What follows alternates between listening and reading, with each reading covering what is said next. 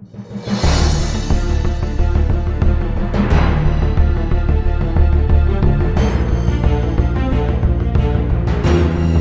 दीपा मित्रांनो, मी किशोर झोटे पुन्हा एकदा स्वागत आहे माझ्या चाला शिकूया तंत्रस्नेही या यूट्यूब चॅनलवरती.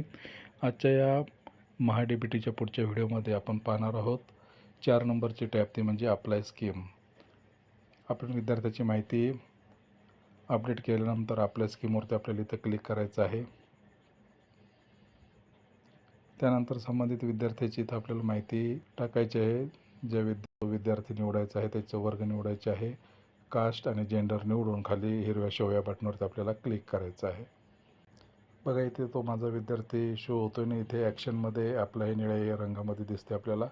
त्या अप्लायवरती आपल्याला क्लिक करायचं आहे. तो विद्यार्थी कुठल्या प्री मॅट्रिक स्कॉलरशिपसाठी पात्र आहे ते आपल्याला दिसेल. इथे तो संबंधित जो विद्यार्थी आहे तो अनक्लीननेस ऑक्युपेशन म्हणजेच अर्थात अस्वच्छ व्यवसाय ज्याला आपण म्हणतो त्याच्यासाठी तो पात्र आहे. इथे गोल्याला क्लिक करायचं आहे.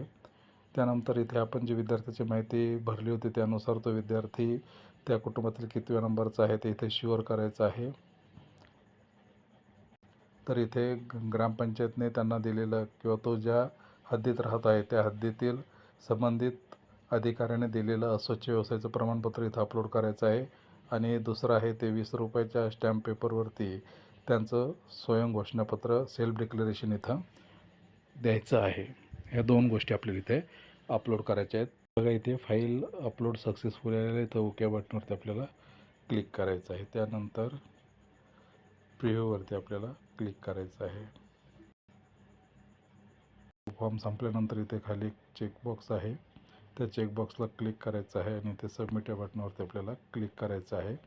आणि इथे बघा आपल्याला मेसेज आलेला आहे की ॲप्लिकेशन नंबरसुद्धा आलेला आहे. याचा आपण स्क्रीनशॉट काढून ठेवूयात.